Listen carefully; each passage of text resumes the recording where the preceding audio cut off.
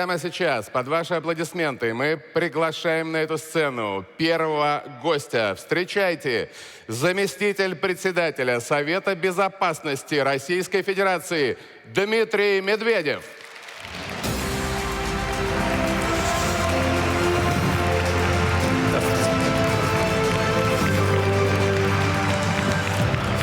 Да. Здравствуйте. Привет всем. Много собралось людей, на самом деле. Это повышает интерес к беседе. Знаете, я подготовил статью в преддверии нашего главного великого праздника Дня Победы. Статью, посвященную таким сложным процессам, которые идут в Европе, посвященную милитаризации Европы. Она, надеюсь, будет правильным образом воспринята и будет опубликована как раз незадолго до 9 мая. Но, поразмыслив, я решил вам ее сегодня не презентовать, чтобы общение было менее формальным. Давайте просто перейдем к разговору, к интерактиву, к вопросам, ну и ответам, соответственно. А статью вы сможете, если заинтересуетесь, естественно, почитать в другом месте. Так что давайте просто начнем общение. Дмитрий Анатольевич, мы с вами абсолютно согласны. У нас много вопросов от всех, кто сидит сегодня в зале. Итак, поднимайте руки. К вам будут подходить наши модераторы и задавайте ваши вопросы. Не забудьте представиться и сказать, откуда вы. Здравствуйте. Меня зовут Рамазан Мукаилович. Я являюсь студентом 3-го курса Государственного университета управления. Дмитрий Анатольевич, вы очень опытный политик. За это время в вашем собственном понимании внешней угрозы поменялось? И о чем вы думали раньше совсем иначе, чем сейчас? Спасибо. Спасибо, Рамазан. Ну, сказать, что поменялось, если говорить откровенно, это ничего не сказать. Вы присядьте. Может, я долго говорить буду? Устанете. Конечно, все мы меняемся со временем, с взрослением. Но дело даже не в этом.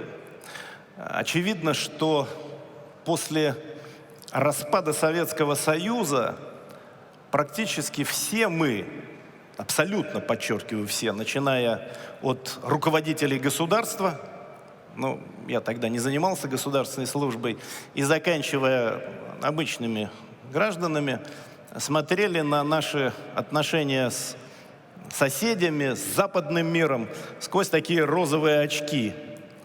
Казалось, что это благополучное общество, мы должны обязательно копировать их опыт. Но самое главное, что нас там ждут с распростертыми объятиями.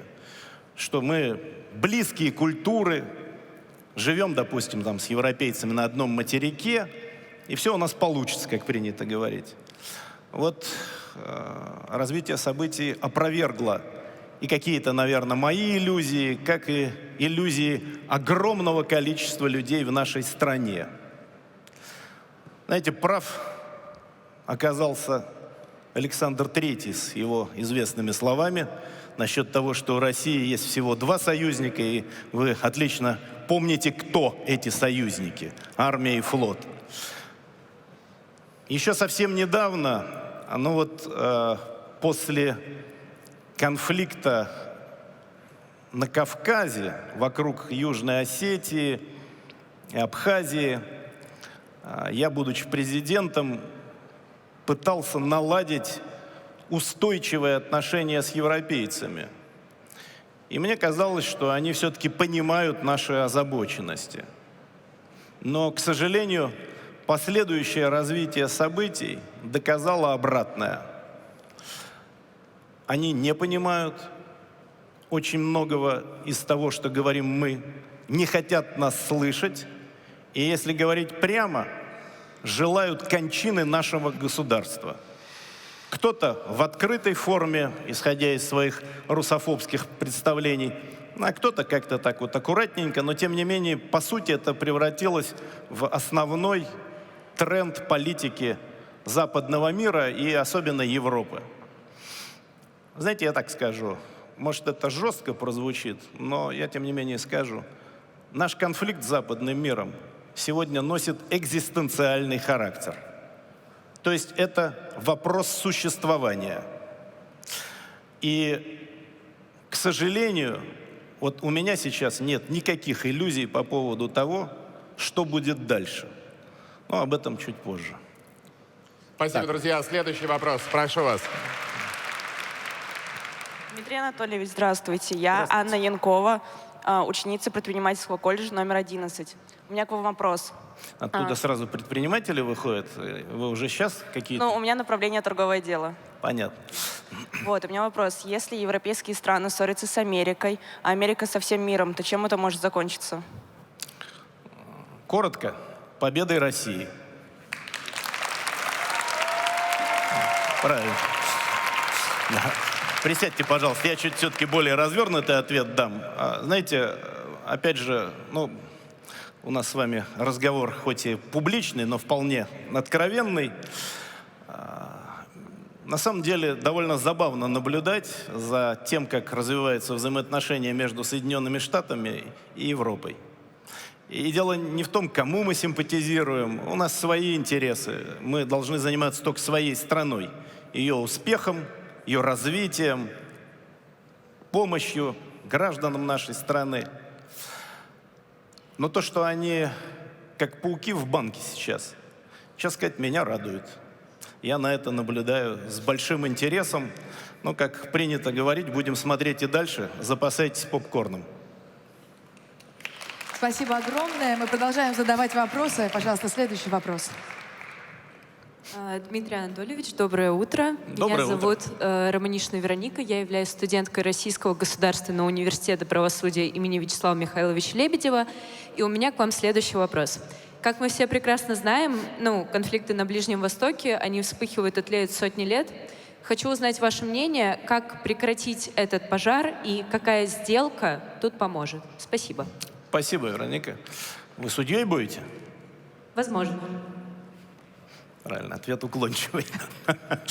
Время покажет, как принято Время говорить. покажет. Да. Спасибо за вопрос. Значит, я тоже, так что без иллюзий, садитесь, пожалуйста, отвечу. Я считаю, что этот конфликт в обозримом будущем не закончится. Хаос приносит деньги. В пролонгации этого конфликта заинтересовано огромное количество стран и огромное количество сил.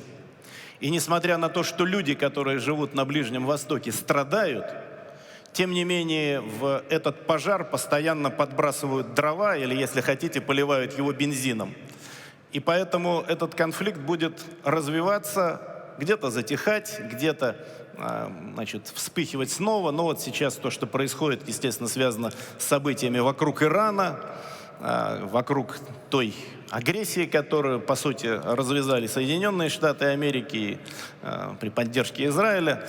Очевидно, что рано или поздно, естественно, этот конфликт тоже завершится на тех или иных условиях. Сейчас забегать вперед сложно. Но то, что источник противоречий останется, у меня никаких сомнений нет. Почему? Потому что урегулировать его при помощи вот таких вот приемов, как так называемая пресловутая сделка, о которой сейчас толдычат практически из каждого утюга, невозможно. Возможно урегулировать конфликт только на базе полноценного применения международного права. Вы это тоже понимаете, как будущий юрист. А что это такое? Это труд большого количества людей.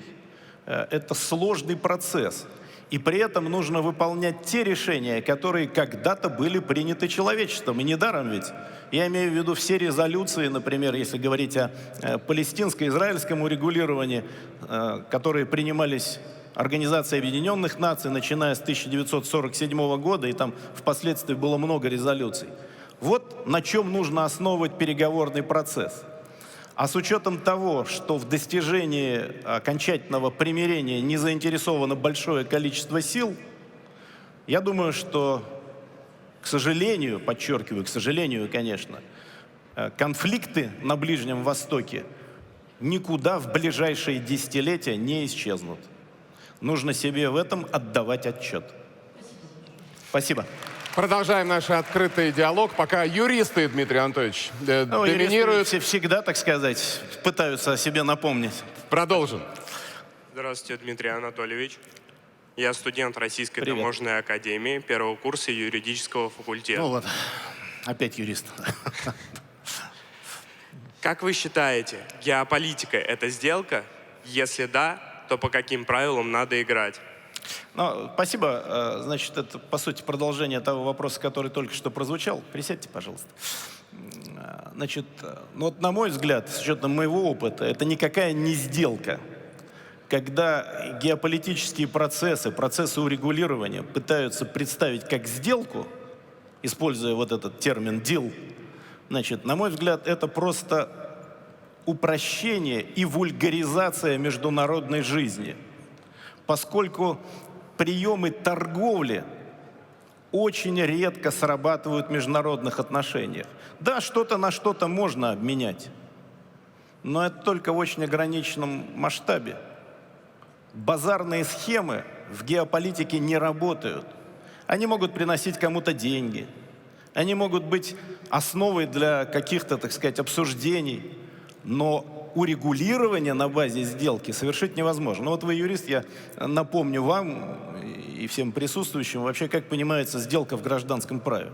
В гражданском праве сделка – это действие, направленное на возникновение, изменение или прекращение правовых отношений. Прежде всего гражданско-правовых, но можно термин «сделка», наверное, использовать и к международным отношениям тоже. Что такое сделка? Ну вот всем хорошо известно, что такое. Сделка – это одностороннее действие. Например, если это одностороннее действие, то это завещание, принятие наследства и так далее. Многосторонней сделкой является договор. Но я напомню, что большинство конфликтов в мире прекращается далеко не всегда на базе договора. Хорошо, если достигнут консенсус по всем, так сказать, существенным пунктам урегулирования. Но обычно конфликты прекращаются капитуляцией одной из сторон. И именно такой способ является наиболее эффективным с точки зрения судьбы конфликта. Да, одна сторона становится проигравшей, а другая сторона победившей.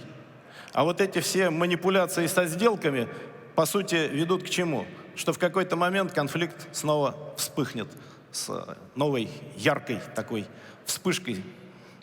Поэтому я подчеркиваю, что урегулировать международные проблемы при помощи примитивных актов обмена – это путь в тупик. Это не дает своих эффектов. Вот. А для того, чтобы урегулировать ту или иную проблему, я уже об этом тоже сказал, нужен труд огромного количества людей. Дипломатов, военных, экономистов, естественно, государственных лиц. И это такая очень тонкая ткань, которая создается на протяжении, как правило, дней, месяцев, иногда лет. И насколько эта ткань получается прочной, вот именно от этого и зависит судьба будущего конфликта, который может разгореться или который не разгорится вообще. Вот. Поэтому я исхожу из того, что геополитика – это гораздо более сложная материя, и ее нельзя сводить ни к каким сделкам. Спасибо огромное. Что ж, юристы сегодня самые активные и самые интересные вопросы вам приготовили. Но Спасибо. движемся дальше. Продолжаем наш открытый диалог. Пожалуйста. Здравствуйте, меня зовут Ангелина Литвинова, я студентка... Здравствуйте еще раз. Я студентка Университета науки и технологий МИСИС. И у меня к вам такой вопрос. С каким событием или периодом в мировой истории вы могли бы сравнить то, что происходит сейчас? Да, спасибо. Тоже присядьте, пожалуйста. Ну, вы знаете, что скрывать, у нас сейчас идет СВО, это война. Поэтому очень часто локальный конфликт предшествует, к сожалению, глобальному конфликту. И если вот исходить из таких предпосылок, то, наверное, нынешнее время я бы сравнил с временем перед Первой мировой войной и отчасти перед 30-ми годами, которые предшествовали Второй мировой войне. Ведь что происходило в преддверии Первой мировой войны?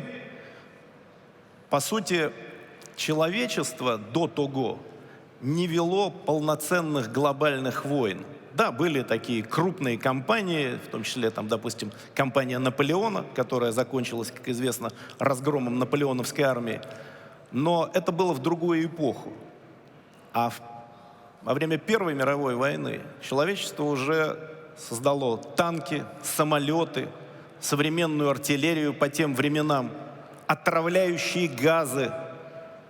И поэтому то, что произошло, несмотря на, казалось бы, обсуждения в различных салонах и такие разговоры за столом, опровергло все представления о войне, все конвенции, которые к тому времени были подготовлены о войне.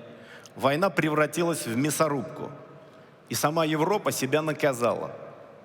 Но про Вторую мировую войну я даже говорить не буду. Там, тем не менее, что происходило в 30-е годы в Европе, мы тоже знаем. Шла активная милитаризация. Прежде всего Германии, германского фашизма, но, значит, естественно, к войне готовились и в других местах. Милитаризация экономики, выпуск огромного количества техники. Сейчас происходит то же самое. Что говорят европейцы? Война с Россией неизбежна. Я не знаю, откуда они это взяли, но это мантра. Это говорится каждый день. Русские обязательно на нас нападут.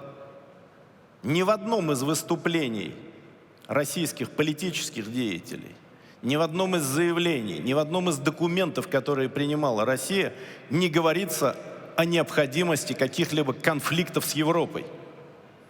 Да, мы вынуждены проводить СВО, но причины всем известны. Что же касается Европы, у нас никаких агрессивных замыслов нет. Но, тем не менее, этот маховик крутится, выпускается огромное количество оружия, и практически все лидеры Европы, в том числе крупнейших стран, говорят о том, что мы понимаем, значит, нам нужно быть готовым к отражению агрессии. Война неизбежна. Ну, вы понимаете, куда эта дорога? Как это не печально звучит. Если каждый день говорить, что война неизбежна, то она начнется. Поводов и причин может быть предостаточно. Поэтому задача политиков сегодняшнего дня все-таки, как принято говорить народным языком, охолонуть, успокоиться и постараться выйти на конструктивный разговор. До кого-то в Европе это доходит. Американцы, кстати, это слышат гораздо лучше. Именно потому, что американцы более прагматичны, нежели европейцы. А Европа, вот, она такая, как есть сегодня. Поэтому, к сожалению, ни с чем другим, кроме как с кануном Первой мировой войны с 1914 годом и преддверием Второй мировой войны, то есть 1939 годом, я нынешнюю ситуацию сравнить не могу. Очень активный зал, лес рук. Продолжаем, друзья. Прошу. Здравствуйте, Дмитрий Анатольевич. Здравствуйте. Хумуминов Артем, студент колледжа предпринимательства номер 11. У меня к вам вопрос. В сентябре пройдут выборы в Госдуму. По вашей оценке, какие запросы у избирателя сейчас самые главные? Чего он их хочет? Спасибо, Артем. Но я здесь не могу отрешиться, конечно, от того факта, присядьте, пожалуйста, что я сам возглавляю политическую партию, вот, поэтому то, что я буду говорить, это в том числе и выражает подход «Единой России». Большинство наших людей ждет одного – победы.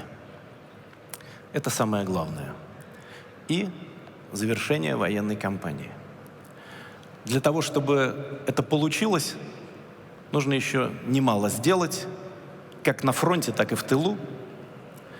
Вот. Ну а победа принесет стабильность, мы сможем развиваться по полноценному прогнозируемому сценарию. Что это? Это то, что тоже ждут наши люди, наши граждане. Это рост доходов, решение жилищных проблем, решение задач, которые существуют у каждой семьи, включая там и демографические проблемы, которые есть в нашей стране. Современная система здравоохранения, современная система образования.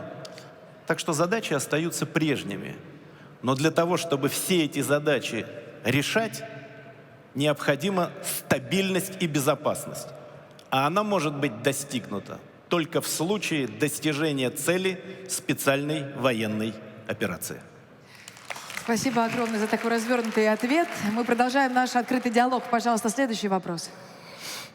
Здравствуйте, уважаемый Дмитрий Анатольевич. Меня зовут Плешивцев Владислав. Я обучаюсь в Российском экономическом университете имени Георгия Валентиновича Плеханова на 4-м курсе по направлению менеджмент. И я довольно много использую искусственный интеллект в своей жизни. И у меня вопрос к вам. Насколько у вас поменялось мнение об искусственном интеллекте за последний год? И для каких задач вы его используете в своей рабочей или личной жизни? Спасибо. Знаете, я с некоторой настороженностью стал ощущать, что я часто использую искусственный интеллект, потому что это удобно. И уверен, что большинство присутствующих делает то же самое. Вот это все произошло на ваших глазах, вы все люди молодые. В этом плане мир изменился. Изменилась даже система образования. Я руковожу работой Президиума Совета по образованию и науке в силу поручения президента. Я все время спрашиваю наших министров, прежде всего министра просвещения и министра высшего образования и науки, а вот как быть-то с домашними заданиями, например? Вот когда я учился, это было давно в школе, значит, понятно, что возвращаешься, что-то там делаешь или ничего не делаешь, идешь гулять, там это зависит от предпочтений. А сейчас вот как с этим быть? Это большая проблема, на самом деле, для системы образования во всем мире. Но, с другой стороны, не стоит отрицать, искусственный интеллект очень сильно изменил нашу жизнь. Он позволяет быстро находить ответы на вопросы. Главное вот что. Это та проблема, которая стоит перед всем человечеством. Посмотрел сегодня в очередной раз, Илон Маск сказал, что человечество или погибнет от искусственного интеллекта, или получит благополучное развитие. Так вот, что меня теперь волнует, я периодически даже книжки какие-то на эту тему смотрю, это любопытно, думаю, и присутствующие тоже это делают. Вот насколько мы можем доверять тому результату, который выдает искусственный интеллект. Я говорю и про ответы на обычные, допустим, условно-гуманитарные вопросы, естественно, на вопросы в области точных наук. Хотя, как ни странно, в области точных наук, если вы занимаетесь той или иной сферой знаний, то вы приблизительно представляете себе, к какому результату вы должны прийти. В гуманитарной сфере далеко не все так. Теоретически искусственный интеллект может напридумывать такие исторические события, которых не было, и примеров очень много. Вот. Но, тем не менее, я продолжу эту мысль. Вот вы ставите перед искусственным интеллектом задачу и, допустим, полагаете, что он должен прийти к более или менее понятному для вас ответу. И вы его получаете. Но самое сложное — понять, а каким образом он пришел к этому. И вот, на мой взгляд, основная проблема для человечества заключается в том, что вот этот отрезок, когда искусственный интеллект анализировал все связи, все возможности, имея в виду и генеративный, естественно, искусственный интеллект, который развивается, почему он пришел к такому выводу? Вот это, наверное, тот вызов, на который человечество пока не имеет однозначного ответа. Потому что для того, чтобы проверить достаточно простую цепочку логических взаимодействий, формул или тех или иных гуманитарных вопросов, которые были поставлены, источников, которые использовал искусственный интеллект.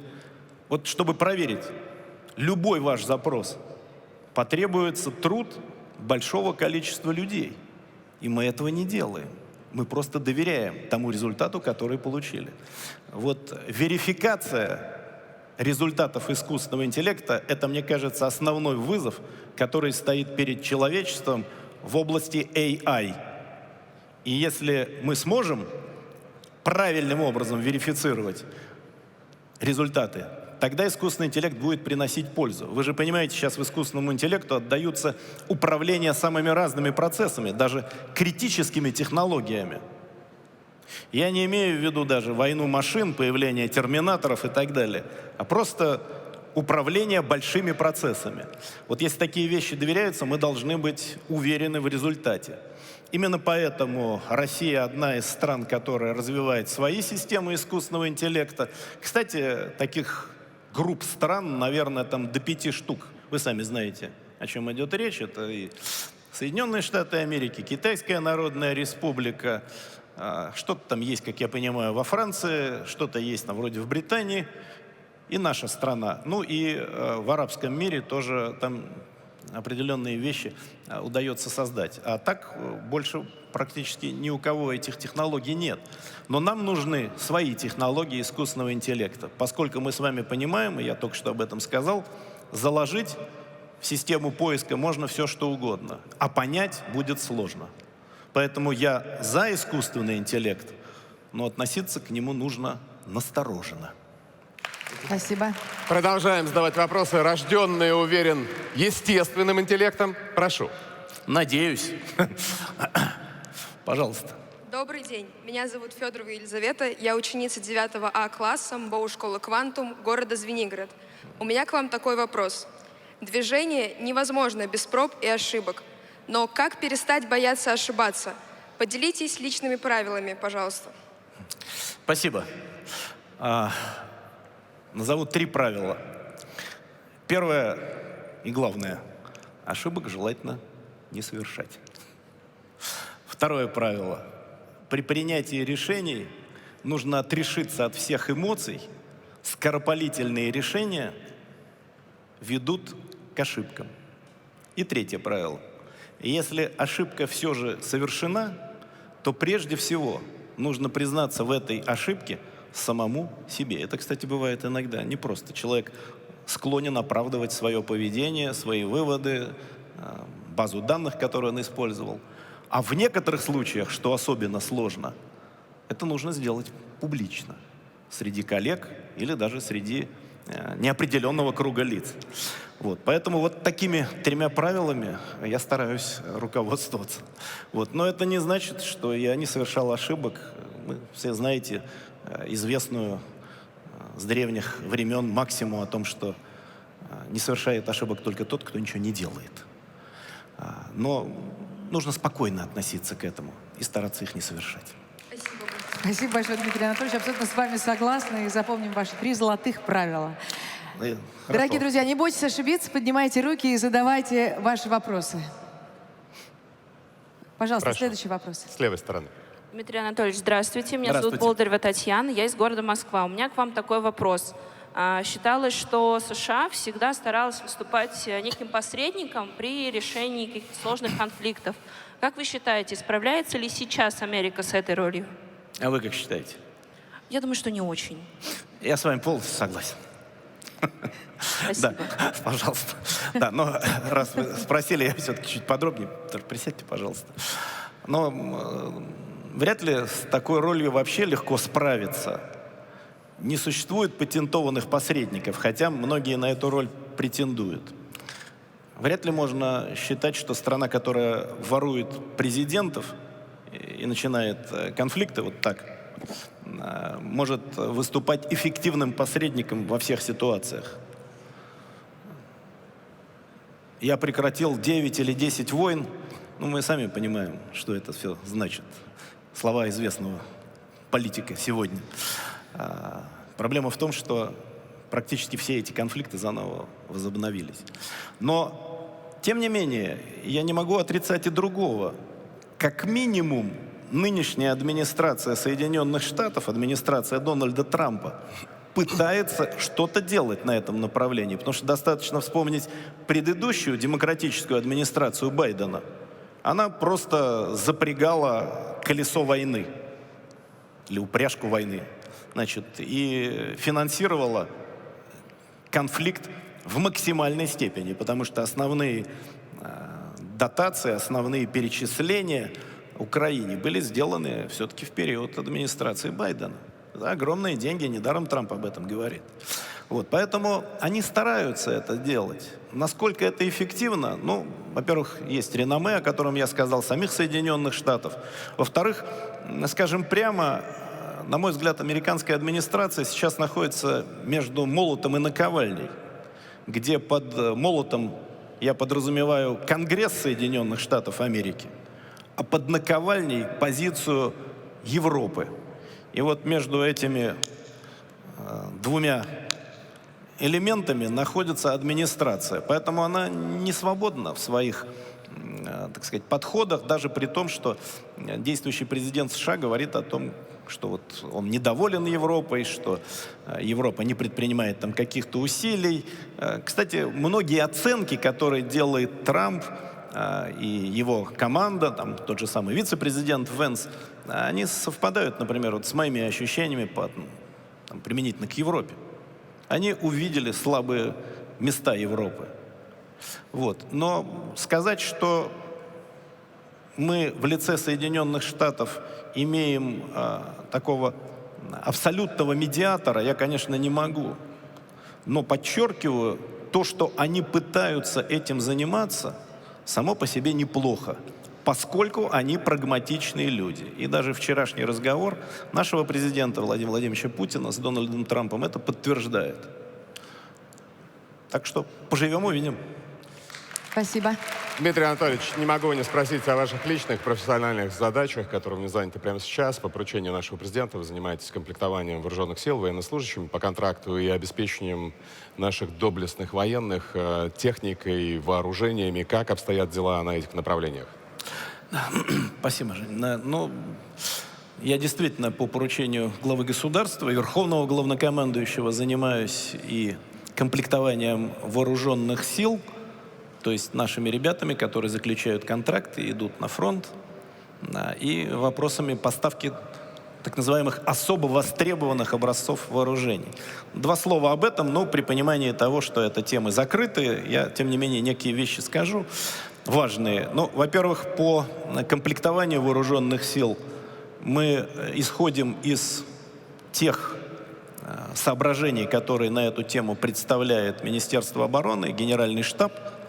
И в прошлом году для объединенной группировки войск, значит, вот в результате всех контрактов военных пришло служить 450 тысяч человек. Вот, это всего. А в этом году, значит, уже на сегодняшнюю дату, вот я посмотрел как раз вчера, эту цифру назову, 127 тысяч наших граждан, наших ребят и девушек заключили контракт о прохождении военной службы. И еще 10 тысяч заключили контракт о прохождении службы, но в добровольных формированиях. По сути, это тоже контрактная служба, но она, значит, менее связана с Министерством обороны, хотя, по сути, с другой стороны, эти ребята выполняют те же самые задачи. Ну вот, таковы цифры на сегодняшний день. Я хочу сказать и прямо отметить, что наши ребята, все, кто приходит и заключает такой контракт, исходят из высоких патриотических побуждений. Я регулярно езжу и в места комплектования, и на полигоны, где идет такая подготовка, и совсем скоро буду в таком месте. И часто разговариваю с ребятами. Вот, ну, смотрю там, как дела.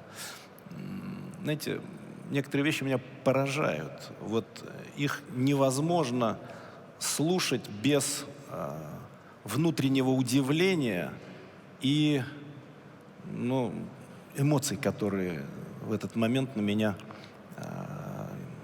как бы, по сути, сверху спускаются. Я спрашиваю, ребят, почему? Ну вот вы выбрали такой путь, это же опасно. У нас сейчас это идет в добровольном порядке. Ответ очень часто один и тот же. А кто, если не я? И вот это вызывает глубочайшее уважение.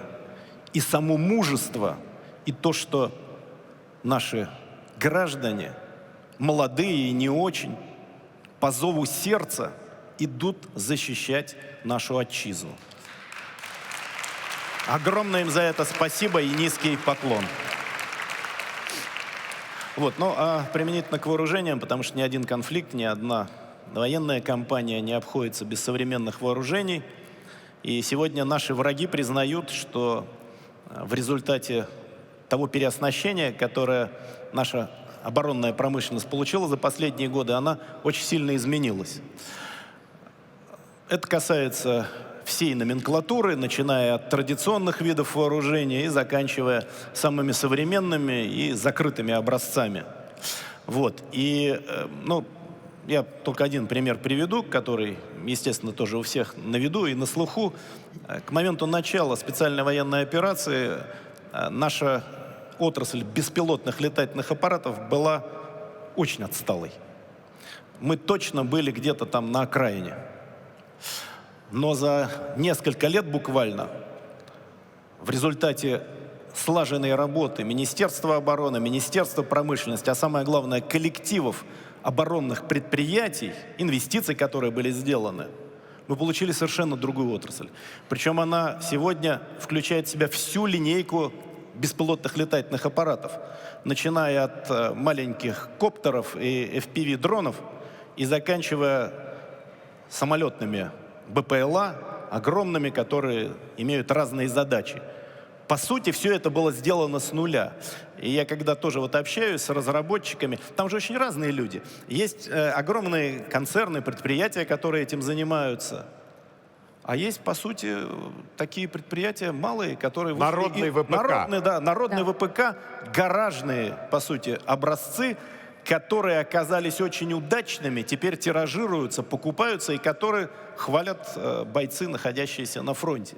Вот, поэтому вот это изменение очень серьезное. Но я уж не говорю о других видах вооружений. Поэтому скажу так. В настоящий момент у нас есть все, что есть у нашего противника. А наш противник — это не только бандеровская Украина. Это, как известно, десятки западных стран, которые принимают прямое участие в войне с нашей страной. Подчеркиваю, прямое, не гибридное, а прямое участие, когда дают цели для нанесения ударов, когда поставляют различные виды вооружений, когда, по сути, руководят действиями нашего врага. Так вот, у нас сейчас есть все, что есть у них, но у них нет того, что есть у нас. Я имею в виду не только известный всем Орешник или грозный Посейдон. Есть и другие образцы, очень перспективные, о которых я распространяться не буду. Спасибо большое. Спасибо вам огромное. У них нет наших людей, таких сильных духом, которые умеют объединяться и идти к победе. И победа будет за нами. Именно так. Давайте передадим инициативу обратно в зал. Пожалуйста, ваш вопрос. Здравствуйте, Дмитрий Анатольевич. Меня зовут Владимир Гудым. Я студент Новосибирского государственного университета, направление история, лектор обществознания. У меня следующий вопрос. Посоветуйте какую-нибудь книгу, может быть, из художественной литературы, по истории, политологии. Думаю, что подрастающему поколению это будет интересно и важно. Спасибо. Да, спасибо. Знаете, вот я тем не менее скажу, может, не очень педагогичную вещь. Я не буду навязывать свои литературные предпочтения. Каждый должен выбирать книгу по душе. А когда вот менторским учительским тоном говоришь, вот читайте вот это, ну, я помню себя, естественно, это сразу отбивает желание читать это. Вот, хотя, не скрою, в школьные годы и в студенческие я много читал. Слава богу, тогда интернета не было. Может быть, это было в этом смысле проще. Я могу лишь сказать о том, что я читал в последнее время. Но так навскидку могу вспомнить с последнего. Я люблю Чехова, я просматривал письма, переписку чеховскую. Это не менее интересно, чем рассказы Антоши Чеханте или его более сложные произведения. Я вот упомянул искусственный интеллект, читал книжку значит, которая называется «Искусственный интеллект», необъяснимый, непредсказуемый, и как-то там еще дальше, она тоже современная. По-моему, автором является какой-то наш соотечественник, который работает в иностранном университете, не помню точно. Вот. Но она довольно сложная для восприятия, но любопытная. Начинаешь задумываться ровно о том, о чем я вот сейчас с вами говорил. Ну и вот иногда для души, вот я смотрел недавно стихи, посвященные нашим бойцам, посвященные специальной военной операции. Там они называются «Русское лето», «Русская зима». Ну, известные сборники очень. Там много талантливых стихов, и это здорово. Спасибо. Выбирайте сами. Следующий вопрос, дорогие друзья. Прошу вас. Дмитрий Анатольевич, здравствуйте. Здравствуйте. Я Спиридонов Авдей, ученик первого курса МГПУ по специальности физическая культура. Я хотел бы у вас узнать ваше личное мнение, кто для России сейчас больший противник, США или Европа? Спасибо. Да, ну они все хороши. Да, спасибо, садись, пожалуйста. Ну, я вот начал разговор с этого. Еще совсем недавно нам казалось, что с Европой мы находимся, ну, как минимум, на одном уровне понимания глобальных проблем, что у нас в известном смысле с ними единый культурный код, связанный с историей. Но все изменилось, я вынужден был сказать о том, как обстоят дела сейчас. А сейчас Европу, Европейский Союз возглавляют идиоты. Просто идиоты, которые сами разрушают то, что было сделано за десятилетия с момента превращения Евросоюза из союза угля и стали в современный Европейский Союз. Это абсолютно деструктивные, недалекие люди, которые бредят войной с Российской Федерацией. Да, каждый из них решает свою задачу, в этом сомнений нет. Они хоть и идиоты, но такие упорные. Но в конечном счете это очень опасная дорожка. Поэтому, знаете, я так скажу, вот нынешний уровень взаимоотношения с Европой чудовищный. Мне, честно сказать, жалко того, что мы потеряли. Но обратно этого не вернуть. Я сказал о том, что конфликт с Европой носит экзистенциальный характер. Я еще больше скажу. Этот конфликт, скорее всего, не исчезнет даже в период жизни поколения. Столь глубокая борозда, водораздел сейчас пролег между нами. Да, могут прийти более умные политики. Можно начать выстраивать архитектуру взаимоотношений. Но совершенно очевидно, что степень взаимного недоверия будет колоссальной.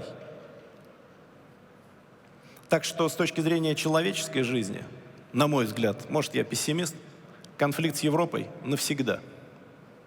Подчеркиваю, в пределах человеческой жизни. То есть это будет тлеть, вспыхивать, все будет сложно.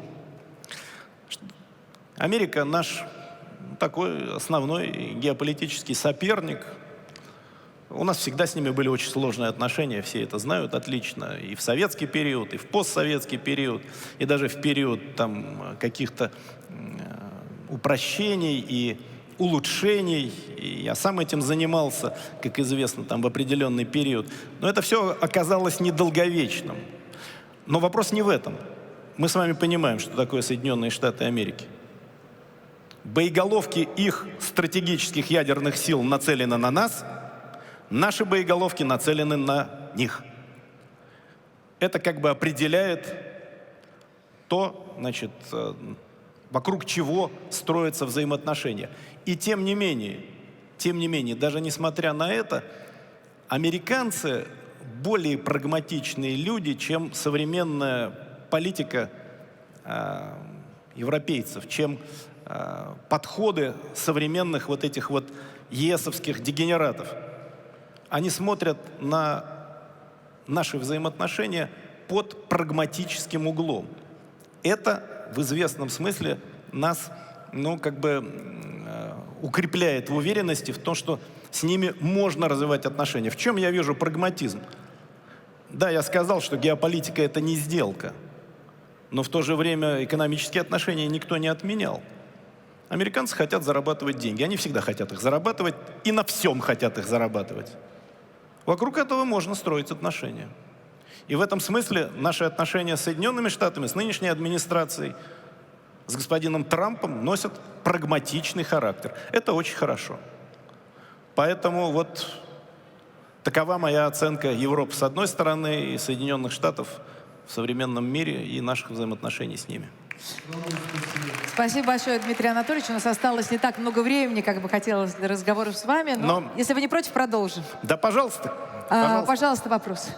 Здравствуйте, Дмитрий Анатольевич. Я ученик 7 класса школы 2010. Меня волнует такой вопрос. Из какого города? Москва. Как вы думаете, возможен ли ядерный удар по какой-нибудь стране и где он произойдет? Вопросы все мрачнее и мрачнее. Семиклассник, обращу задающие внимание. их все младше и младше. Вот, но мы все дети своего времени. Садись, пожалуйста. Не хотелось бы. Вот меня часто, так сказать, упрекают в том, что я использую какую-то там жесткую риторику и говорю о ядерном апокалипсисе. Но, к сожалению, он реально возможен. Тот, кто не отдает себе в этом отчет, тот фантазер или дурачок. Но очень не хотелось бы этого.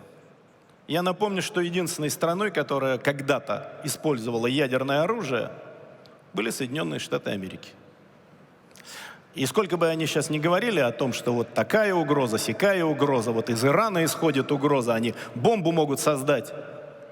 Но бомбы-то использовали только Соединенные Штаты Америки. Причем, как известно, ты, наверное, тоже это в школе уже изучал или читал. В принципе, в применении ядерного оружия тогда не было особого смысла. Япония и так уже легла. Хотя, понятно, она определенным образом там, какую-то свою лепту внесла.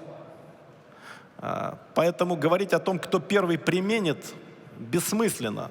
Но узел противоречий сейчас очень тугой, включая и ситуацию на Ближнем Востоке.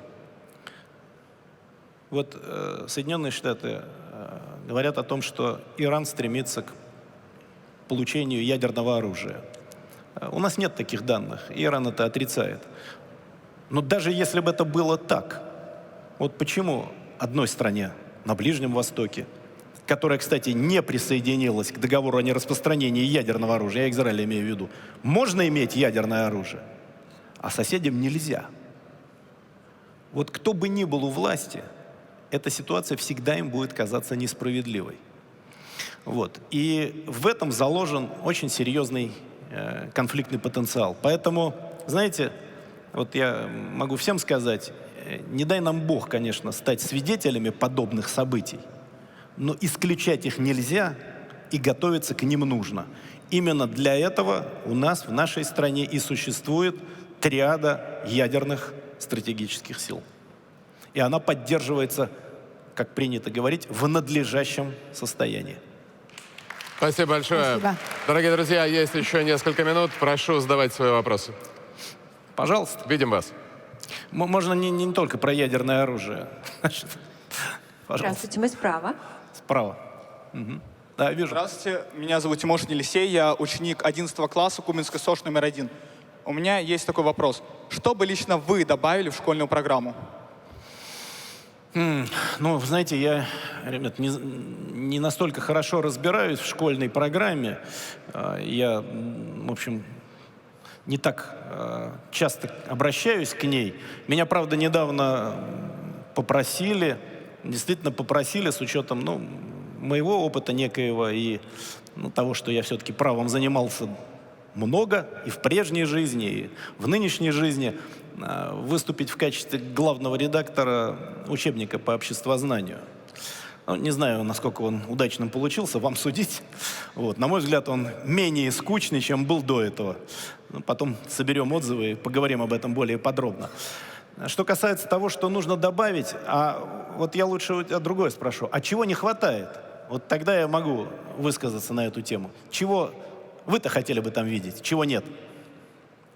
Дайте еще раз микрофон. Модераторы, подойдите, пожалуйста. Верните, пожалуйста. Да? Ну, я, может, считаю, что не хватает какого-то большего развития, как искусственного интеллекта, например, в информатике. Так. Сейчас это наиболее актуально. И в наших школах, вот, например, есть национальная техническая олимпиада, по которой проходит данная дисциплина, но в школьной программе это не затрагивается. Мгм. Понятно. Но здесь я полностью поддерживаю. Дело в том, что я уже тут разглагольствовал на тему того, что искусственный интеллект непознаваемый. Но познавать-то его все равно нужно, чтобы он нас в какой-то момент не перехитрил. Поэтому, значит, то, что такие курсы, я не знаю, как их правильно структурировать, могли бы войти в школьную программу, я это полностью поддерживаю. Но, наверное, я еще одну вещь назову с учетом того, что мы живем в очень жесткое время. Очень важно, чтобы современные школьники, ну и студенты, соответственно, но даже в большей степени школьники, получали актуальные знания об основах безопасности в широком смысле этого слова. Вот не то, что там иногда на пальцах объясняют, но чтобы те же самые беспилотники можно было бы посмотреть в школе, потому что это реально наша современная жизнь, и гражданская, и, к сожалению, военная, чтобы можно было понять, на каких принципах создаются беспилотные летательные средства и вообще безэкипажные транспортные средства, потому что за ними будущее. Вот я бы добавил, например, изучение таких вопросов в школьную программу обязательно. Вот. Спасибо большое. У нас есть время еще для пары вопросов. Пожалуйста, модераторы.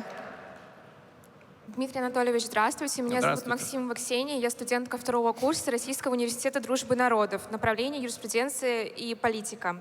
У меня вопрос следующий. Я знаю, что вы закончили университет и начинали как преподаватель гражданского права. Скажите, если бы вы сейчас заканчивали вуз, то в какой сфере вы видели бы больше всего возможностей для молодого специалиста? Спасибо. Вы юристов имеете в виду? Я юрист-политолог. Да, значит, я просто про юристов скажу, потому что невозможно обнять необъятное. Значит, масса прекрасных профессий, их, значит, нужно самостоятельно анализировать. Мы действительно сейчас заинтересованы в развитии экономики, развитии производств, развитии высоких технологий, поэтому я сейчас об этом даже говорить не буду. Но как юрист юристу, значит, я вам скажу следующее. Если бы я учился сейчас, я бы все равно выбрал гражданское право. Почему?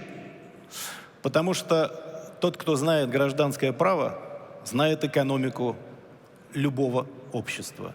А тот, кто знает экономику, может заниматься чем угодно. Именно в этом сила гражданского права, которая появилась, как известно, в период Древнего Рима и которая определяет экономические устои любого государства.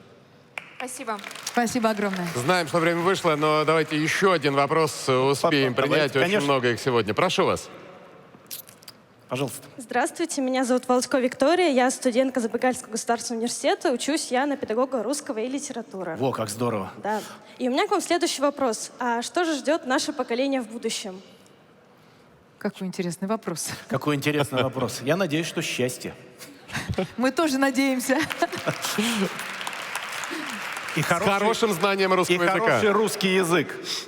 Знаете, я хорошо отношусь к эмодзи, к тому, что в переписке в различных виртуальных средах, в социальных сетях не принято использовать знаки препинания, используется специфическая орфография, синтаксис и пунктуация не используются.